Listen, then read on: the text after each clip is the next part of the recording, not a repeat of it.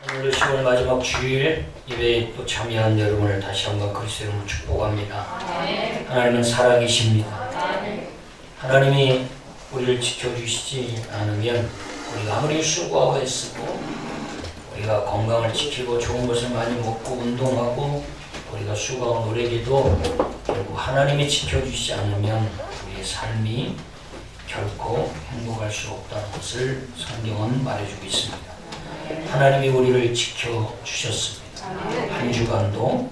그래서 오늘도 이렇게 건강한 모습으로 하나님께 나와 예배할 수 있게 된 줄 믿습니다. 오늘 빌립보서 1장 3절에서 11절 말씀을 중심으로 해서 최고의 감사는 전도입니다 라는 제목으로 함께 은혜를 나누겠습니다. 최근 저는 가장 큰 믿음이 무엇인가 이렇게 말씀을 보면서 묵상하면서 스스로 이렇게 생각해 본 적이 있습니다.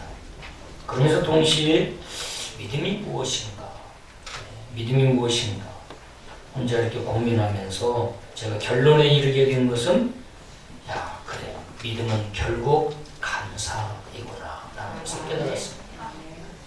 믿음은 곧 뭐다? 감사다. 그러면서 제 자신을 보니까 믿음이 있을 때는, 믿음이 충만할 때는 감사했고 믿음이 식어지면 모든 것이 다 불만족스럽고 불평하고 원망하고 있는 제 모습을 볼 수 있었습니다. 그래서 믿음과 감사는 항상 공존합니다. 믿음 있는 사람을 보면 항상 감사가 넘쳐나요. 믿음이 없는 사람을 보면 매사가 불평이고 원망이고 모든 게 다 부정적이에요. 그런데 믿음이 충만한 사람을 보면 얼마나 작은 것도 감사하고 모든 매사를 감사하는 걸 볼 수 있습니다. 그래서 한번 따라할까요? 믿음이 있는 곳에 감사가 있다. 또 감사가 있는 곳에 믿음이 있다.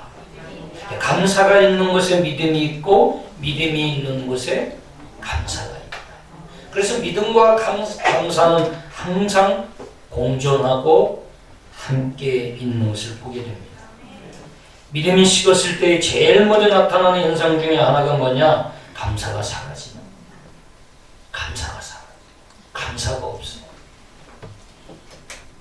우리가 믿음이 우리 안에 충만하게 믿음이 들어왔을 때 얼마나 모든 게 다 감사하지. 마음껏 먹을 수 있는 것도 감사. 얼마나 저는 우리 해외 갔다 오면서 우리나라 이렇게 들어오면서 항상 느끼는 것 중에 해외를 쭉 여러 군데 다녀보고 했지만 저는 우리나라가 제일 좋더라고요. 한 5명 가깝게 미국 가서 사세요. 혹시 또 평양 좋아하는 사람 또 주사파는 없겠지. 평양 가세요. 그러니까 저는 돌아다니면서 보면 참 우리나라가 제일 좋아. 미국 가서 호텔에서 인터넷 한번 하려고 하니까 왜 이렇게 느린지. 우리나라 같으면 큰일 나지. 우리나라는 초고속 5G 딱 클릭하면 퍽 떠버려. 클릭하면 번쩍 돼. 미국은요 클릭해도 그냥 잘 뜨지가 않아. 뜨지가 않아. 얼마나 답답한지. 얼마나 우리가 좋아요. 그런 빨리빨리 문화가 전 세계 유래를 찾기 힘든 음식 배달로 창의롭게 만들어져서 전 세계가 이 배달 문화가 전 세계로 수출됐죠. 수출됐는데 성공을 못했어. 근데 우리나라 와가지고 외국인들이 가장 놀라는 것 중에 하나가 뭐냐면 이 배달 문화. 그리고 택배에서 집 앞에 있는데 이틀도 그들이 있고 3일도 그들이 있어. 우리는 택배는 손 안 돼. 차라리 담 넘어가서 가지고는 와도 택배는 손 안 돼. 미국은 택배 단 몇 시간 뭐 없다. 순식간에 사라진다. 우리는 담 넘어가서 hun칠망정 택배는 손 안 돼. 저도 그냥 이렇게 새벽 기도 나갔다 하면 그것도 어제 주문하면 오늘 새벽에 갔다. 이야, 제주도에서도 어제 주문했는데 감귤 주문하면 오늘 새벽에 갔다. 드론으로 시다 놨는지 천사가 날아다녔는지 오늘 새벽에 딱 와 있고 이 전 세계의 젊은이들이 한국에 오면 놀란. 그러니까 얼마나 세계 젊은이들이 우리 한국으로 오고 싶어 하는지. 정말 우리는 전 세계에 있는 사람들이 우리나라를 그렇게 좋아하는 그 우리나라인데 정작 우리는 몰라. 이렇게 좋은 나라에 살면서. 여러분 얼마나 대단한 나라인 줄 아세요? 늘 우리나라 국민이라고 하는 것에 대해서 자부심과 그리고 늘 감사하며 사십니다. 저는 너무너무 우리나라가 좋아요. 네, 저는 죽을 때까지 우리나라에 살다가 우리나라 땅에 묻혀 죽을 거예요. 네, 너무 좋아요. 저는 이민 갈 생각 절대 안 할 거예요. 네, 저는 우리나라가 너무 좋아요. 참 좋아요. 해외에 가서 애국가를 부르는데 크게 눈물이 나요. LA 가가지고 그 교회는 제일 마지막 양사 애국가를 부르더라고요. 큰 수천 명이 모여서 예배를 드리는데 애국가를 부르는데 다 어른들은 눈물을 흘리기도 하고 저도 해외에 가서 애국가 부르는데 그렇게 눈물이 나요. 한국에서 애국가 부를 때는 눈물이 한 방울 안 나요. 해외에 가서 딱 공항에 도착하면 삼성, LG가 큰 간판이 있고 얼마나 자부심, BTS 광고가 그냥 쫙 나오고 대한민국이 얼마나 좋은 나라인지 저는 대한민국 국민으로서의 자긍심이 전 하늘을 찔러. 얼마나 저는 우리나라가 좋은지. 선교사들의 기도로 그리고 제일 국회 시작할 때 목사님의 기도로 시작한 대한민국, 건국, 이 조국 대한민국이 얼마나 하나님께서 축복해 주신 나라인지 저와 여러분들 대한민국 국민이라는 것에 대해서 감사했으면 좋겠습니다. 믿음이 시끌었을 때 나타나는 현상 중에 제일 첫 번째가 감사가 사라져요. 반대로 믿음이 회복되었을 때에 가장 먼저 나타나는 현상이 뭐예요? 감사. 범사에 감사. 그게 감사. 그래서 그냥 항상 좋아. 그냥 감사. 여러분 지금 어떠세요? 여러분 지금 감사가 넘쳐나고 있어요? 데살로니가전서 5장 16, 17, 18절 보면 하나님의 뜻, 하나님의 뜻이 세 가지가 나와요. 하나님의 뜻이 뭐냐? 항상 기뻐. 항상 기뻐하려면 뭘 봐야 되냐? 예수님 바라보고 내 앞에 있는 문제 바라보고 나를 힘들게 하는 사람 바라보고 그럼 우리는 항상 기뻐할 수 없어. 영원하신 항상 임재하고 항상 나와 함께하는 그 예수님 바라보고 예수님 생각하면 우리는 항상 기뻐할 수 있어. 항상 기뻐하라. 쉬지 말고 기도해. 걸어가면서 기도하고 밥 먹을 때도 기도하고 시간만 나면 그냥 삶 자체가 기도가 되는 그런 삶을 살아라. 그리고 범사에 감사. 기뻐하는 것, 기도하는 것, 감사하는 것. 이것이 누구 뜻이에요? 하나님의 뜻이에요. 하나님의 사람은 누구 뜻 이루어드려야 돼요? 내 고집 앞세워야 돼요? 내 성깔 앞세워요? 내 생각 주장해요? 하나님 앞에는 헛되는 거예요. 아무리 우리가 똑똑한 척하고 아무리 탁월한 논리를 가지고 있다 할지라도 그것이 하나님의 뜻이 아니면 아무 의미가 없어요. 하나님의 뜻은 항상 기뻐하고 그리고 쉬지 말고 기도해요. 우리가 지난번 말씀 함께 나눴죠. 지난번 오후 예배. 하나님은 우리가 무엇이 필요한지 무엇이 있어야 할지 다 알고 계시다. 그런데 바로 안 주시고 뭐라고 그랬냐? 기도해. 그리고 너희는 이렇게 기도하라. 그리고 주기도문을 가르쳐 주셨어. 무엇이 필요한지 다 있어야 할지 알고 계시지만 기도하지 않는 사람에게는 절대 주지를 않았어요. 다 있어야 될지 알지만 하나님은 바로 주지 않고 뭐하라고 했어요? 기도해라. 그리고 너희는 이렇게 기도하라 라고 하나님 말씀하셨어요. 그래서 주기도문을 가르쳐 주십니다. 자, 그래서 우리는 하나님의 뜻은 항상 기도하는 겁니다. 제가 이 부분에 있어서 항상 이 말씀을 암송하기도 하지만 항상 제가 풀리지 않은 숙제 중에 하나가 있었어요. 어떻게 매사에 감사. 화낼 때 화도 좀 내고, 슬플 때는 좀 슬퍼하고, 하기 싫을 때는 그냥 때려치기도 하고, 그래야지 어떻게 매사에 다 감사하냐. 그렇게 할 수 있어요? 그렇게 할 수 있어요? 책임지라고 할까 봐서 대답해요. 책임지라고 안 해. 하나님이 책임지시지. 하나님은 우리가 할 수 없는 것을 하나님은 하라고 요구하겠어요? 하나님은 감당할 시험. 우리가 할 수 있는 것을 요구하시는 지혜로운 하나님이시다. 우리가 할 수 있기에 하나님이 하라고 하셨을 거예요. 그 전제 묵상하는 중에 어떻게 이렇게 감사할 수 있을까?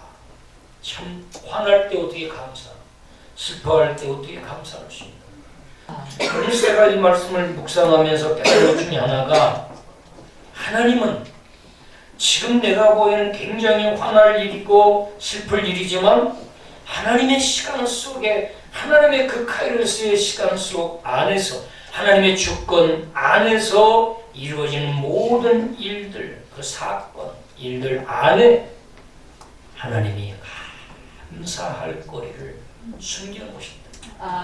그런데 그때는 슬픔만 보이지, 화날 일만 보이지, 그 이면에 하나님이 정말 하나님께 감사할 그건 안 보이고, 그러니까 화가 나고 슬퍼하는 것뿐이지, 시간이 지나고 서서히 시간이 지나면서 하나님께 감사할 그 감사거리가 서서히 이제 드러나기 시작합니다. 그런데 제가 얻은 결론은 모든 것 안에는 하나님이 다 감사를 숨겨놨다. 하나님이 감사로 영광 받으실 그 감사거리를 하나님이 다 숨겨놓으십니다. 단 내가 그 순간에 보지 못할 뿐. 그래서 믿음이 뭐냐? 하나님이 숨겨놓은 감사가 감사를 보는 것. 하나님이 숨겨놓은 그 감사가 보이는 게 그 사람의 믿음의 수준이다. 수준. 저도 돌이켜보니까, 지금 쭉 돌이켜보니까 하나님이 이렇게 하시려고 그렇게 고난을 준 거구나. 이렇게 하시려고 하나님이 연단을 주신 거구나. 어떻게 하나님은 그렇게 풀어가시고 그렇게 하나님이 이렇게 인도하셨을까 하면서 그 하나님의 지혜, 하나님이 감사로 영광을 받으시는 그 하나님의 지혜, 하나님의 방법이 참으로 우리 인간의 방법하고는 전혀 비교되지 않고 신묘막측하다 라고 하는 걸 고백하는 걸 보면서 정말 하나님은 우리의 모든 삶 가운데 반드시 감사할 걸 숨겨놓으셔. 그것을 절대 잊지 마시고. 근데 그때는 그게 안 보이는 거예요. 그때는 화날 것만 너무 크게 보이지 그 감사할 게 안 보이는 거예요. 그러니까 화만 내고 있는 거예요. 그런데 그게 큰 믿음의 사람은 그 화날 순간에도 그 이면에 감사거리가 보이니까 화가 죽고 그 감사가 크게 보이기 때문에 하나님께 화를 다스리고 하나님께 감사할 수 있는 거죠. 그게 큰 믿음이다. 나중에 시간이 되면 이 부분에 대해서 좀 더 말씀을 통해서 하나 구체적으로 찾아보기로 하고요. 그래서 오늘 이 말씀 본문은 사도 바울이 빌립보 성도들을 생각하면서 감사하면서 고민하는 내용입니다. 그래서 거기 타이틀 제목이 빌립보 성도들을 생각하며 뭐하다? 간구하다. 빌립보 성도들을 생각하면서 하나님께 감사 기도를 드리는 내용이에요. 그래서 이 빌립보 교회는 여러분이 알다시피 바울이 두 번째 전도 여행 시에 아시아 비누기아 땅으로 가려고 했는데 환상 중에 마게도니아 사람이 딱 나타나서 서서 마게도니아로 와서 복음을 전해달라고 환상 중에 나타났어요. 그래서 바울이 방향을 틀어서 빌립보에 가서 복음을 전하면서 세운 교회가 빌립보 교회예요. 이 교회. 그래서 사도 바울은 자기 생각을 원래는 아시아 비누기아 땅으로 가려고 한 그 생각을 내려놓고 하나님이 인도하시는 대로 순종해서 가서 빌립보에 가서 복음을 전하면서 세운 교회가 바로 빌립보 교회다. 그래서 바울이 가서 복음을 전하면서 한 사람 한 사람 전도해서 세운 이 교회, 빌립보 교회에 대한 애정이 얼마나 크겠어요. 그래서 이 사도 바울이 지금 빌립보 성도들을 생각하면서 어디에서 지금 생각하고 있어요? 로마 감옥에서 빌립보 성도들을 떠올립니다. 감옥에서 수감되어 있는 상태에서 빌립보 교회의 성도들 하나하나를 떠올리면서 그들을 위해서 하나님께 감사하면서 기도하는 내용이에요. 사도 바울이 자신이 전도한 이 빌립보 성도들을 향한 마음이 한번 어땠나 한번 찾아볼까요? 3절 보시면 내가 너희를 뭐 할 때마다 생각할 때마다 나의 하나님께 뭐하며 감사하며 내가 너희를 생각할 때마다 너희가 누구예요? 빌립보 교회 성도들이에요. 빌립보 교회 성도들을 생각할 때마다 누구께 감사했대요? 하나님께. 하나님은 하나님인데 어떤 하나님이? 나의 하나님. 나의 하나님께 감사하기도 했다. 누구를 생각할 때마다? 빌립보 교회 성도들을 생각할 때마다 하나님께서 저들을 부족한 자기 자신을 통해서 예수 믿고 신실한 성도들로 세워서 빌립보 교회가 갈수록 든든하게 세워져 가는 것을 생각할 때 그 옥중 감옥에서 바울이 하나님께 눈물로 감사했다. 저의 인생에 있어서 가장 큰 감사 중에 제가 여러 번 고백했는데 가장 큰 감사 중에 하나가 뭐냐면 예수님과의 만남. 내 인생에 예수님을 만남.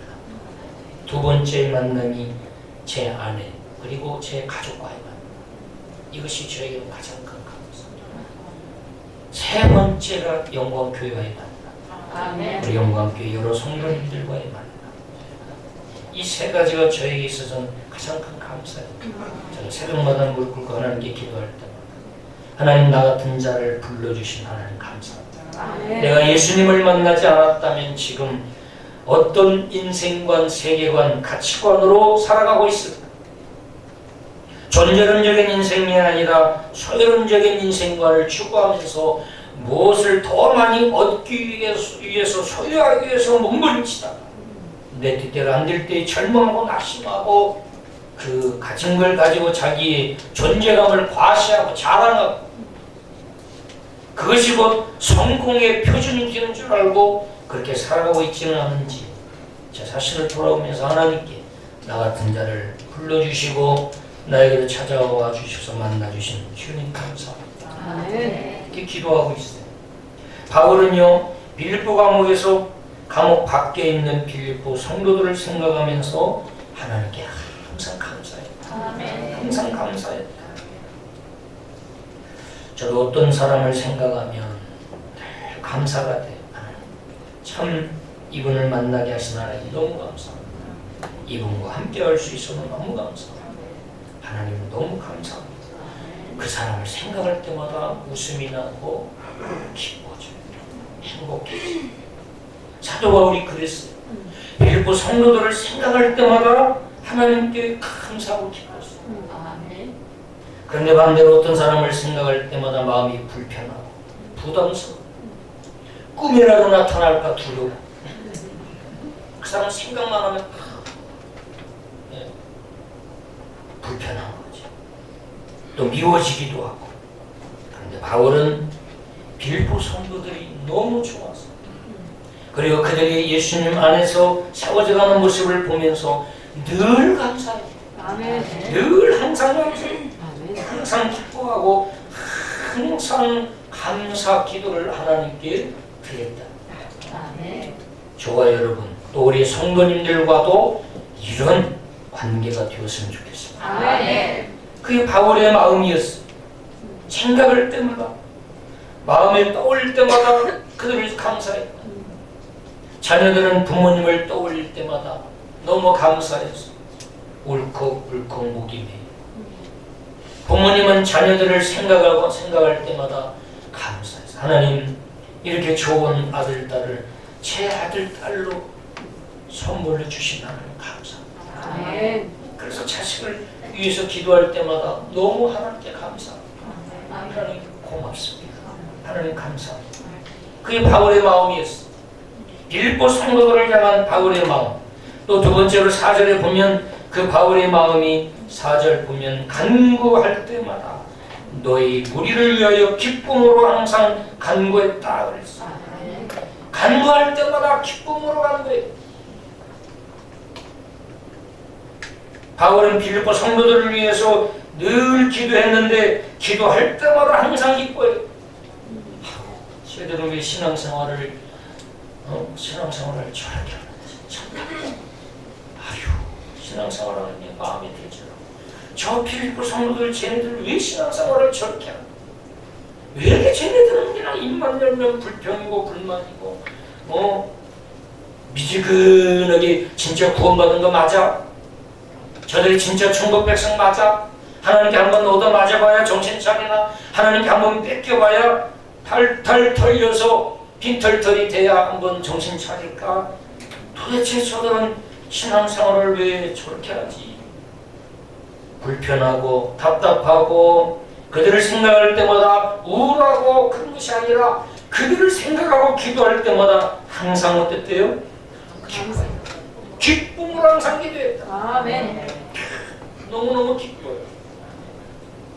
빌립보 성도들을 위해서 기도할 때마다 사도 바울은 너무 기뻐했다는. 저도 이렇게 무릎 꿇고 기도하다 보면 하나님이 그 사람을 꼭 생각나게 해주는 분이 있어요. 내가 의도적으로 기도하려고 하지 않아도 하나님이 그 사람을 꼭 생각나게 해주셔요. 그래서 그냥 항상 기도하게 하셔요. 저는 기도를 어떤 틀에 박힌 기도보다는 딱 무릎 꿇고 앉으면 하나님이 계속 생각나게 해주는 순서대로 기도를 해요. 기도는 몸에 습관이 되어 있어요. 여러분도 기도할 때 이렇게 기도해요. 주님, 목사님 머릿속에 생각나게 하옵소서. 내 이름이 생각나게 하옵소서. 기도하는 것입니다. 하나님, 늘 하나님이 어떤 사람은 하나님이 자주 생각나게 하시는데 어떤 사람은 생각이 안 나는 사람도 있어요. 목사님, 나는 몇 번 생각했어요. 아마 올해 한 번도 안 났어요. 에이씨. 그건 두 사람만 하고 하나님하고 나하고 두 사람. 또 어떤 사람은 딱 무릎 꿇으려 기도하고 하나님 계속 생각나요. 어떤 사람은 잘 생각도 안 날 수도 있어요. 인간이기 때문에. 그런데 사도 바울은 항상 빌립보 성도들이 잊지 않고 늘 생각나요. 그리고 생각날 때마다 그들을 위해서 감사 기도를 드려요. 간구했대. 간절하게 기도해요. 간절. 여러분들도 누군가를 위해서 기도할 때 기도하려고 딱 무릎 꿇으면 어떤 권사님 생각나고 어떤 집사님 생각나고 어떤 성도님 생각나고 그분은 꼭 기도해 줘요. 그분은 내가 꼭 기도로 내가 축복해 줘요. 그분은 내가 기도해 줘요. 이런 마음으로 기도로 응원하고 중보하는 여러분이 되기를 그리스도로 축복합니다. 그렇다면 왜 빌립보 성도들이 바울에게 감사가 되고 기쁨이 되었는가 궁금하지 않으세요? 바울이 왜 이렇게 빌립보 성도들에게 감사가 되고 기쁨이 된다? 그들에게 선교회를 많이 보내줘서 고마워서 그랬나? 5절 보면 너희가 첫날부터 이제까지 복음을 위한 일에 참여하고 있기 때문이라. 내가 이렇게 너희를 위해서 생각날 때마다 감사하고 너희를 위해서 생각날 때마다 너희 무리를 위해서 내가 기뻐하고 간절히 기도하고 있는 이유는 첫날부터 이제까지 변함이 없이 여러분 우리는 끊임없이 변화되어야지 변질되면 안 돼. 우리가 어제보다 오늘 더 변화되어야 되지. 작년보다 올해 더 변화되었어야 되지. 작년보다 올해 더 변질되면 안 돼. 타락한 거예요. 사람들이 또 저도 이제 이렇게 신앙생활을 하고 또 나이를 먹다 보니까 설교 준비를 하면서 보니까 큰 사람이 거쳐갔다. 그런데 그 중에서도 첫날부터 이제까지 한결같은 분이 있어요. 우리 영광교회도 마찬가지. 제가 분당에서 이곳에 오고 나서 지금까지 한결같은 우리 장로님들, 권사님들, 집사님 존경합니다. 그리고 사랑합니다. 축복합니다. 한결. 갈수록 더 성숙해지고 갈수록 더 깊어지고 갈수록 더 깊이가 있고 영적인 내공이 있고 빌립보 성도들이 그랬다는 거예요. 바로 내가 너희에게 복음을 전하고 전도해서 너희가 예수 그리스도를 영접하고 예수 믿기 시작한 그날부터 이제까지 복음을 위한 일에 참여하고 있기 때문에 한 번도 복음을 위한 일에 벗어나거나 꾀부리고 떠난 적이 없어요.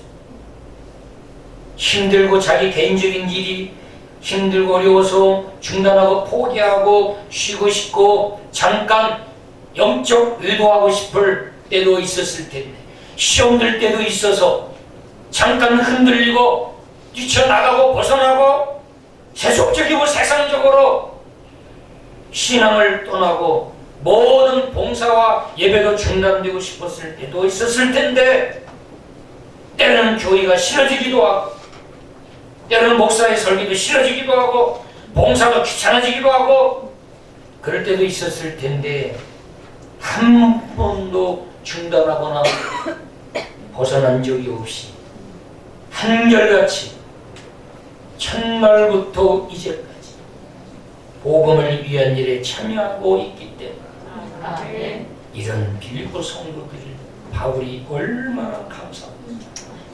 얼마나 기쁘고 얼마나 그들을 복음을 전할 때마다 빌립보 성도들을 자랑하고 빌립보 성도들을 얼마나 많은 사람들에게 소개하면서 얼마나 기뻤겠습니까. 저도 제가 그런 이야기를 여러분에게 드린 적이 있습니다. 여러분이 이 김변호 목사의 자랑이 되어줬으면 고맙겠습니다. 자랑이 되어줬으면 좋겠습니다. 그리고 저 역시 김변호 목사도 여러분의 자랑이고 싶습니다. 자신 있게 소개할 수 있는 사람. 그런데 자신 있게 소개를 못해. 자꾸 부끄러워 튀고.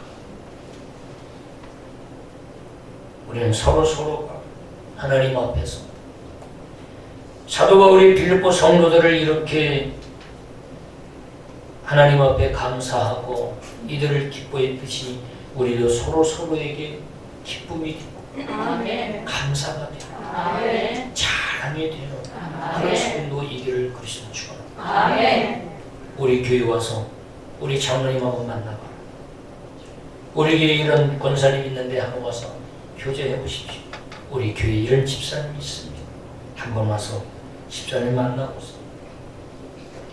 우리 교회 우리 목사님 한 번만 꼭 만나봐 주세요. 목사님 한번 꼭 만나십시오.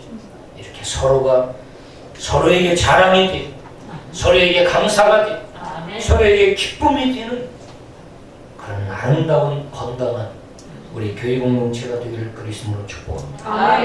빌립보 교회가 그랬어요. 빌립보 교회가 바울에게 있어서 감사가 되고 바울에게 있어서 기쁨이 됐어요. 왜 그랬느냐? 한결같이 복음에 참여하고 있기 때문이었다는 거예요. 하나님이 기뻐하시고 원하시는 일이라면 누구보다 앞장서서 헌신하고 순종하고 충성해왔던 이 빌립보 성도들, 한 번도 꾀부리고 계산하고 그리고 자신의 개인의 유익을 위해서가 아니라 하나님의 나라를 위해서 순수하게 구원받은 그 순수 믿음을 가지고 그 주님의 십자가의 구속의 사랑을 깨닫고 하나님 앞에 순전한 믿음으로 변함없이 변질되지 않고 내 중심적으로 내 생각을 앞세워서 이기적으로 신앙생활하는 그런 자가 아니라 구원받은 은혜에 보답하는 순수한 믿음으로 한결같이 신앙생활에 왔다는 것. 그래서 바울이 그들에게 감사하고 그들을 위해서 열심히 간구해 왔다는 것을 볼 수 있습니다. 저는 제 카톡에도 이렇게 카톡 대문에도 딱 한 문장을 남겨놨는데 처음보다 끝이 아름다운 사람이 되자. 처음보다 끝이 아름다운 사람이 훌륭한 사람이다. 그래서 저희 자녀들한테도 제가 누누이 강조. 항상 무엇이든지 끝마무리를 멋있게 해라. 끝마무리를 아주 비겁하게 수치스럽게 그렇게 하지 말고 끝마무리 가운데 십자가가 보여야 돼. 하나님의 오히려 끝마무리하면서 더 은혜가 있어요. 그래서 끝마무리하는 걸 보면 끝을 보면 그 사람의 믿음, 신앙 그리고 그 사람의 인격 등이 다 드러납니다. 끝마무리하는 모습을 보면 그 사람의 인격을 알 수 있고 그 사람의 수준을 알 수 있고 그 사람의 인생관과 가치관이 어떤 사람인가 알 수 있어요. 그래서 여러분들 어떤 일이든 인간관계든 무슨 또 사업이든 직장이든 모든 관계에 있을 때 끝마무리는 항상 기도하면서 마무리하시죠. 온데간데 없이 잠수 타고 바람밖에 사라지고 그런 모습은 비겁하고 빌립보 교회 이 성도들을 보면서 한결같이 처음이나 지금의 모습이나 앞으로의 끝이나 하나님 앞에서 변함없이 그 순전하고 순수한 모습을 가지고 복음을 위해서 힘쓰고 있는 그들을 보면서 사도 바울이 감사하고 기도했던 것을 볼 수 있습니다. 두 번째로 이렇게 사도 바울이 감사가 되고 기쁨이 됐나 7절을 보면은 내가 너희 무리를 위하여 이와 같이 생각하는 것이 뭐라고 그랬어요? 맞다. 이와 같이 생각하는 건 뭐예요? 이와 같이 생각하는 게 뭐예요? 생각할 때마다 나의 하나님께 감사하고 생각날 때마다 너희 무리를 위해서 내가 기쁨으로 항상 간절히 기도하는 것은 7절 이는 너희가 어디에 있다? 7절에 너희가 내 마음에 있다. 이게 마음에서 떠났다는 거야? 안 떠났다? 빌립보가 마음에 딱 새겨져 있다는 거야. 떠나지 않고 늘 마음속에 자리 잡고 있다는 거예요. 그만큼 그 빌립보 성도들이 바울에게 있어서 소중하고 귀하고 그리고 그들의 모습 속에서 늘 바울이 감동받고 감격할 수 있는 모습이 빌립보 성도들에게 있어서 변하지 않고 처음부터 지금까지 복음의 일에 늘 힘쓰고 한 번도 시험 들고 꾀부리고 비겁한 모습이 없이 하나님의 주권 안에서 순전한 마음으로 가르쳐 준 대로 믿음 생활을 잘 해오고 있기 때문에 바울의 마음속에 그들이 다 자리 잡고 있어요. 우리가 사랑하는 사람 보면 마음에 다 자리 잡고 있잖아. 한 번도 안 떠나잖아. 그죠? 네. 연애하는 사람들 보면요. 여기 자리 잡고 있어요. 퇴근해가지고 밤 12시에 와도요. 2시간을 또 통화하고 자요. 왜? 여기 마음에 있어. 마음에서 떠나지 않고 마음에 막 풍선처럼 들어와서 가득 차 있기 때문에 그 사람 생각만 하면 기쁘고 그 사람 그냥 목소리만 들어도 그냥 너무 행복하고 그렇듯이 사도 바울이 빌립보 성도들이 이 사도 바울의 마음에 잘 잡고 있어. 그러니까 바울이 그들을 생각할 때마다 기쁘고 그들을 생각할 때마다 감사하고 그들을 생각할 때마다 늘 행복했다. 그래서 그들이 거기 7절 보면 내가 너희 무리를 위하여 이와 같이 생각하는 것이 마땅하니 이는 너희가 내 마음에 있음이며 그리고 또 나의 매임과 복음을 변명함과 확정함에 너희가 다 나와 함께 어디에? 은혜에 참여한 자가 됩니다. 바울의 그 은혜에 빌립보 성도들도 다 참여해 있다는 거예요. 바울이 복음 전하는 일, 바울이 은혜 받는 일, 바울이 은혜스러운 일, 그 모든 일에 같은 마음과 같은 생각과 같은 뜻으로 늘 바울과 함께 동참하고 바울과 함께 교제하고 바울과 함께 마음을 나누고 생각을 나누고 하나님의 일을 같이 나누면서 그렇게 늘 참여하고 있다는 거예요. 그러니 얼마나 바울에게 있어서 빌립보 성도들이 큰 힘이 되었습니다. 저는 늘 밖에 나가서 지난 교직자 1박 2일 수련회도 갔다 왔는데 그때도 제가 우리 동료 목사님들과 모여서 이렇게 이야기하고 교회 근황을 좀 이야기하고 하면서 저는 행복한 목사다 그랬어요. 저는 행복한 목사입니다. 아니 목사가 뭐 행복하다. 힘들어 죽겠어. 어떻게 하면 먹기 빨리 떠나고 그 생각만 하고 있어요. 그러면 좋겠죠. 주무시는 분도 깨고 이 이야기를 한번 들어보세요. 저는 늘 밖에 나가서 행복한 목사라고 얘기해요. 제가 이렇게 부족하고 참 허물도 많은데 이렇게 성도들에게 사랑을 많이 받아도 되는가 하나님께 늘 죄송하고 하나님께 늘 부끄럽습니다. 제가 이렇게 늘 고백을 해요.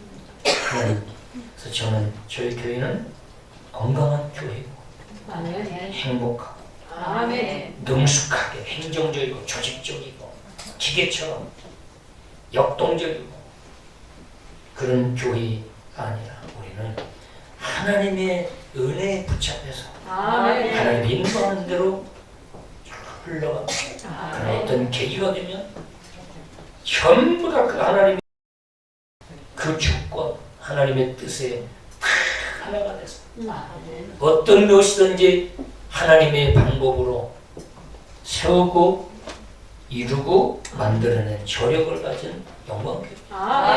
그런 얘기를 항상 우리 그렇게 해왔죠. 평상시에 보면 다 각계전투고 남전도에 가서 이전도에 갔어요. 그런데 어떤 일이 딱 생기면 한 마음으로 뭉쳤습니다. 어떤 것도 다 감당해요. 그런 저력 있는 영광. 자랑스럽지 않으세요? 네, 별로 안 자랑스러워요. 항상 그렇게 고백을 해요. 빌립보 성도들은 바울과 함께 은혜에서 벗어나지 않았어요. 은혜 안에 같이 머물고 은혜 안에서 같이 상의하고 은혜 안에서 같이 마음을 나누고 은혜 안에서 같이 어떻게 더 효과적으로 많은 영혼들을 더 전도하고 구원할까 같이 나누면서 늘 하나님의 주권에 붙잡혀서 함께 은혜에 동참하고 참여했던 그런 자들이에요. 그러니 바울이 그들을 생각할 때마다 얼마나 감사하고 얼마나 기뻐했어요. 그죠? 자, 그러면 바울이 이렇게 마음에 두고 감사하고 기뻐하며 기도하는 것은 거기 중요한 7절 하반절에 있죠. 자, 아까 제가 방금 말씀드린 너희가 내 마음에 있다 이 표현을 좀 더 구체적으로 이 7절을 우리가 조금 더 구체적으로 살펴보면 이 말은 이렇게 나의 매임과 복음을 변명했다는 게 이게 부정적인 언어가 아니에요. 복음을 논리적으로 변증했다는 뜻이에요. 그리고 확정함에 너희가 다 나와 함께 은혜에 참여했다 이 말은 바울의 고통에도 함께 참여하고 바울의 슬픔에도 함께 참여해서 같이 마음 아파하고 바울이 기뻐하는 일을 같이 기뻐하기도 하고 바울의 기도 제목에도 같이 기도 제목을 나누면서 같이 기도하고 바울이 전도할 때 함께 전도하고 모든 것에 함께 참여했다. 그러니 바울이 이들을 향한 마음이 바울의 마음에 이들이 떠날 수 있겠어요? 내 마음에 있음이요 떠나지 않아. 왜? 너무 사랑해. 너무 그들이 감사해 떠나지 않는. 제가 그런 말을 들었습니다. 제가 아는 목사님이 장로님에게 그런 이야기를 했대요. 아주 그냥 제자 같은 장로니까 이 제자 같은 장로라 목사님이 야 아무개 장로야, 내가 죽으면 내 자식들을 네가 책임져 주라. 그리고 네가 먼저 죽으면 이 자식들 내가 다 책임져 줄게. 자식을 책임지고 그리고 먼저 떠날 때에 자식들을 서로 책임져 주고 책임질 수 있는 그런 아름다운 관계.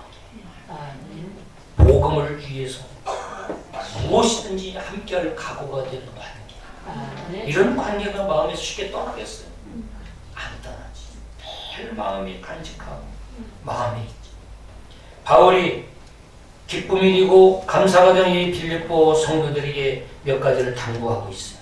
이렇게 바울이 생각만 하면 그들이 마음에 남아가지고 감사하고 기뻐하고 바울의 그 하는 은혜의 일에 다 동참해준 그 빌립보 성도들에게 바울이 몇 가지 당부를 해요.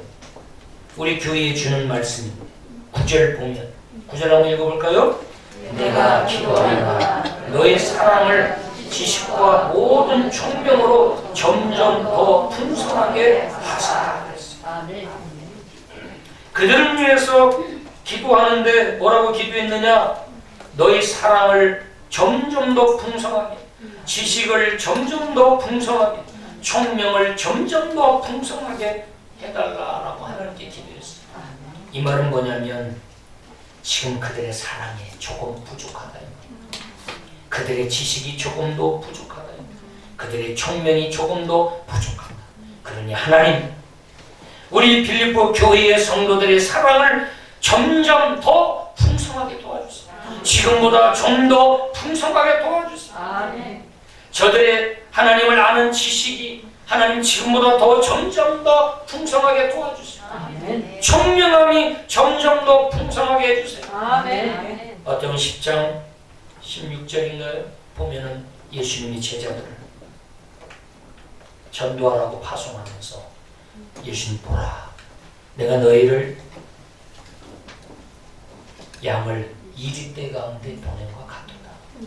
그러므로 너희는 뱀처럼 지혜롭고 비둘기같이 순전하라. 순전하라.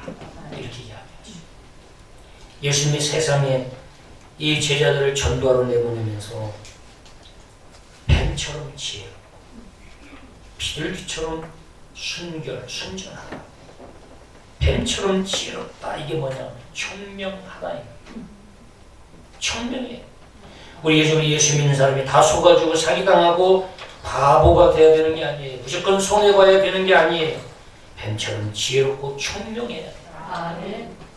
뱀처럼. 그래서 우리는 그리스도인들의 비즈니스는 구제가 아니에요. 사회복지가 아니에요. 비즈니스는 철저히 비즈니스 마인드로 해서 수익을 내야 돼요. 그리고 수익을 낸 그 돈으로 구제도 하고 하나님의 일도 하고 쓰면 되는 거예요. 그래서 비즈니스는 철저히 비즈니스 마인드로, 시사회에서 비즈니스 마인드로 끝나요. 비즈니스와 우리가 그리고 이 선교를 구분을 못하면 이게 구분이 안 돼가지고 이게 그러려면 차라리 그게 교회가 돼버리는, 그런 비즈니스는 안 돼요. 자, 그래서 사도 바울이 빌립보 성도들에게 부탁했어요. 사랑도 지식도 그리고 무엇도 총명도 점점 풍성해질 하나님께 기도해. 왜 그들이 좀 부족합니다. 두 번째로 10절 보면 뭘 부탁했느냐? 너희를 지극히 선한 것을 분별하며, 지극히 선한 것을 분별하며, 무엇이 선하고 무엇이 악한지를 분별하라. 우리가 가야 할 때인지 가지 말아야 할 때인지, 내가 욕심을 내야 할 건지 아닌지를 분별할 줄 알아야 돼. 그 세 번째는 또 진실하여, 또 뭐하여? 진실하여. 일부 성도 너희들이 거짓되지 말고 항상 진실해라. 이것을 기도했다. 그리고 또 허물 없이 그리스도의 날까지 이르고, 허물이라는 건 흠입니다. 흠. 우리가 신앙생활하는데 큰 오점이 있어도 흠이 딱 찍혔어요. 제가 이천에 가니까 도자기 도공한테 강의를 들었는데 조금이라도 흠이 있으면 그냥 딱 깨서 그냥 깨버리고, 우리가 보기에는 그거 그냥 나 주면 가서 좀 적당히 있을 때 그냥 깨. 보는데 그냥 깨. 한 10개를 그냥 깨는. 저거 그냥 주면은 조금 우리는 흠같이 잘 보이지도 않아요. 유약을 바르면서 살짝 뭐 저기 있는데 딱 들고 그냥 깨버려. 그냥 깨.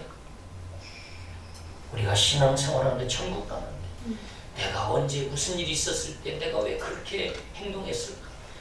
무슨 일이 있었을 때 내가 왜 그렇게 생각하고 그렇게 했을까? 그게 평생 내 마음속에 흠으로 남아있어. 성숙해지고 나서 보면 부끄러워. 그래서 이제는 앞으로는 우리가 주님 앞에 하는 그날까지 우리의 신앙생활 믿음 생활에 흠이 없도록 아멘. 영적으로 깨어서 분별하고 아멘. 지혜로운 저와 여러분이 그리스도로 축원합니다. 아멘. 우리가 이 흠이 없고 허물이 없는 그리스도의 날까지 주님 오시는 그날까지 흠이 없고 허물 없이 신앙생활하기 위해서 나 혼자 힘으로는 안 돼. 부모가 필요해. 부모의 도움. 제가 우리 자녀들한테도 늘 그 이야기를 해요. 어제도 변화의 삶 하면서 그 이야기를 했어. 질문이 없는 건 죽은 거다. 고민이 없는 것은 죽은 거다. 청년의 때에는 밤을 새우면서 고민해야 돼. 그리고 그 사람의 질문을 들어보면 그 사람의 수준을 알 수 있고 그 사람이 지금 어디에 관심이 있고 자신의 인생을 위해서 어떤 질문을 품고 사는지 그 질문이 그 사람의 수준이고 그 질문이 그 사람의 미래가 될 수 있는 질문이 없어. 제가 58세인데 58년을 산 인생 경험 그리고 지식 이걸 가지고 있는 목사가 아버지로 있으면 아버지를 써먹어야 돼. 어제 청년들한테 그 얘기 목사님을 써먹어라. 근데 너희들 질문을 가지고 왜 목사님께 안 오냐? 오히려 교회 밖에 있는 청년들이 나한테 질문을 가지고 오는데 영역교회 청년들은 왜 질문을 가지고 나한테 오지를 않냐? 그러면서 그 질문을 가지고 그 해답을 찾기 위해서 사는 인생은 게으를 시간이 없어. 질문이 없어. 질문이 없기 때문에 뭘 해야 될지 모르는 거야. 그 질문의 수준이 그 사람의 수준을 말해주는 거거든요.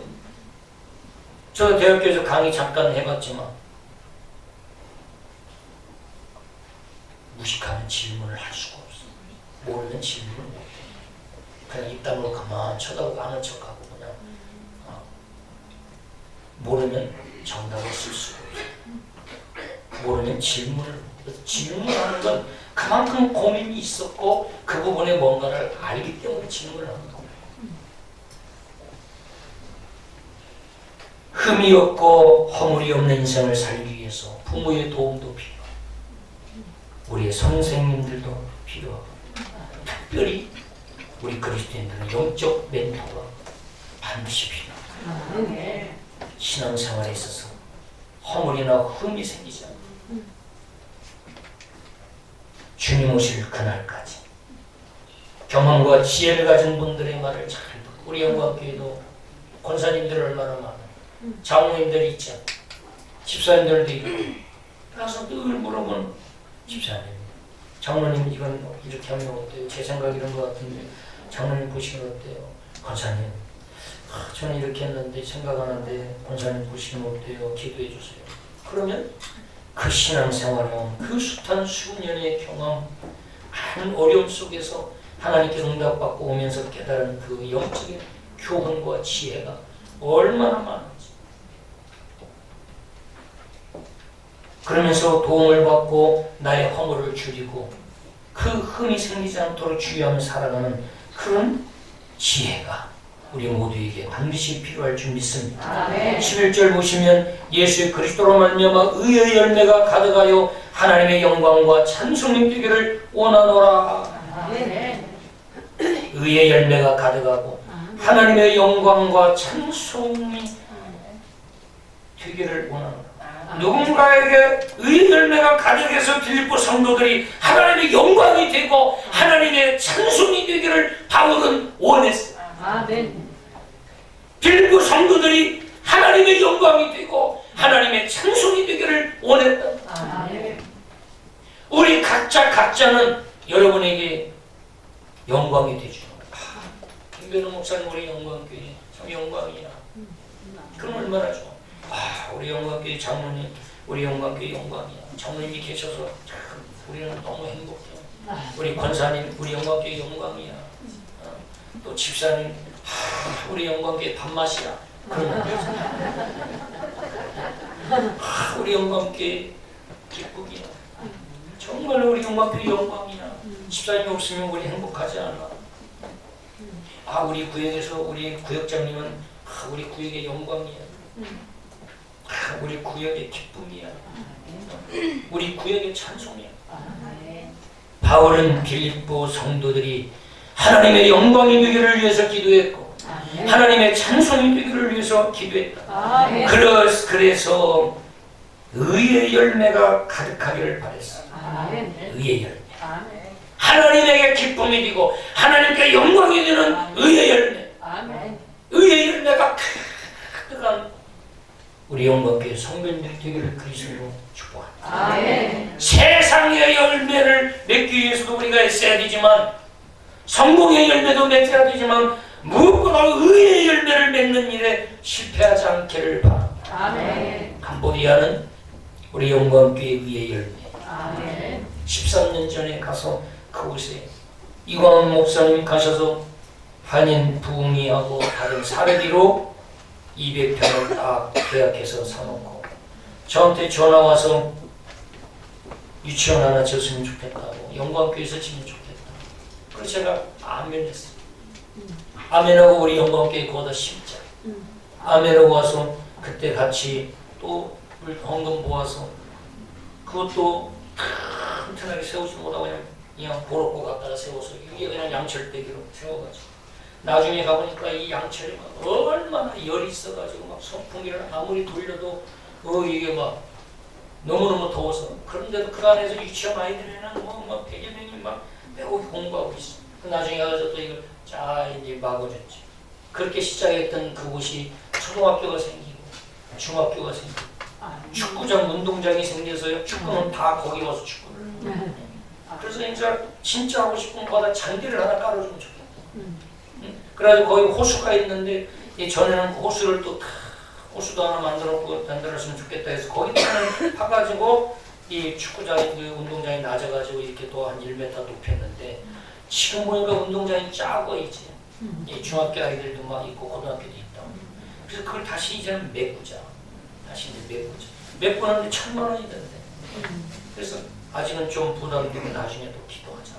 그래서 그걸 다 메꿔가지고 운동장을 더 이제 크게 쓰면 더 크게 아이들이 마음껏 더 뛰어놀 수 있고 위험하지도 않고 그걸 보면서 영광교회가 만들어놓은 하나님의 의의 열매 현장, 의의 열매 현장, 하나님의 역사가 있고 하나님이 섭리하고 계시고 하나님이 임재하고 계신 그 의의 열매 현장이 바로 캄보디아 우동 글로리 국장.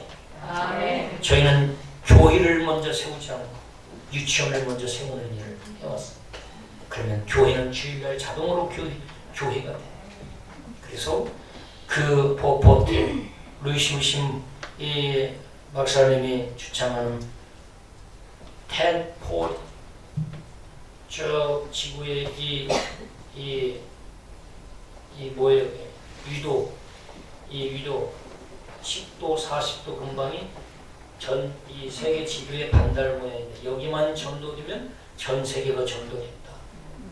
그렇게 랄프 윈터 박사가 평생 주장했는데 돌아가시면서 세계된 선교학 박사인데 돌아가시면서 내가 틀렸다. 전 세계 복음화는 포포틴 인도 정책으로 가야 된다. 4살부터 14살 안에 예수님을 영접시켜야 평생 갈 수 있다. 그러면 유치원 설교 운동으로 가야 된다.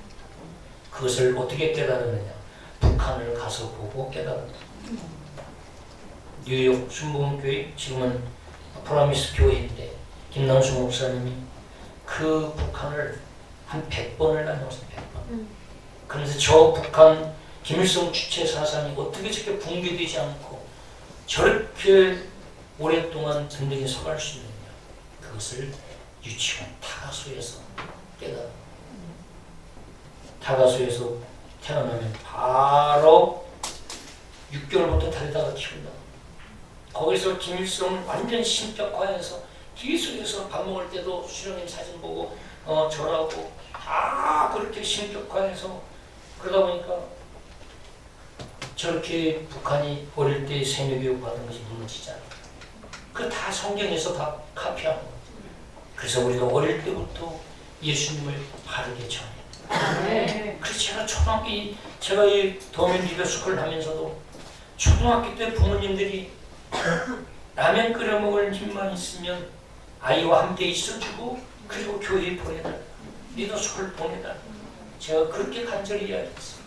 학원 좀 못 보내더라도, 그리고 신앙이 제대로 들어가면 스스로 공부할 때가 온다. 가치관이 형성되고 자기 이 자아가 정말로 이 자아를 정확히 깨달으면 스스로 공부하고, 그때부터 정말로 훌륭한 뛰어난 인물로 세워줄 수 있다라고 제가 늘 이야기합니다. 의의 열매 현장에 오늘 또 오후에 함께 가는데 여러분 기도해 주시고, 오늘 사도 바울이 중요한 말씀을 했습니다. 그들을 항상 감사하고 기뻐했다. 그리고 그들을 향한 마음이 늘 내 마음에 있어서 그들을 잊지 않고 그들을 늘 위하면서 그들을 위한 당부 기도를 몇 가지 드리고 말씀을 또 마쳤습니다. 사랑하는 우리 영광교회 성도 여러분, 우리들도 사도 바울이 빌립보 가가지고 2차 전도회 때 전도했어요. 전도한 그 빌립보 그 성도들이 최고의 감사했어요. 한 영혼이 구원받고 주님께 돌아오면 그것이 나에게 있어서 최고의 감사입니다. 그래서 우리가 주변 분들 돌아보면서 또 초청하시고 10월, 11월 셋째 주, 넷째 주에 다 초청하셔서 함께 복음 들을 수 있는 기회를 또 제공해드리고 함께 우리와 같이 구원받고 행복한 인생을 살아가도록 인도하는 저와 여러분이 이를 주시므로 축원합니다. 아멘. 우리 아침 이 시간 찬양하겠습니다. 내가 처음 주를 만났을 때 누군가 다 주님을 뜨겁게 만난 경험이 있지?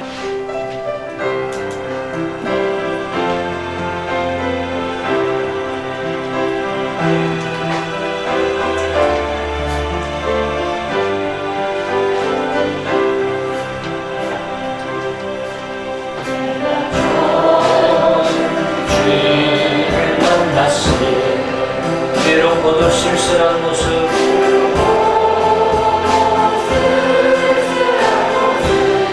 말없이 홀로 걸어가신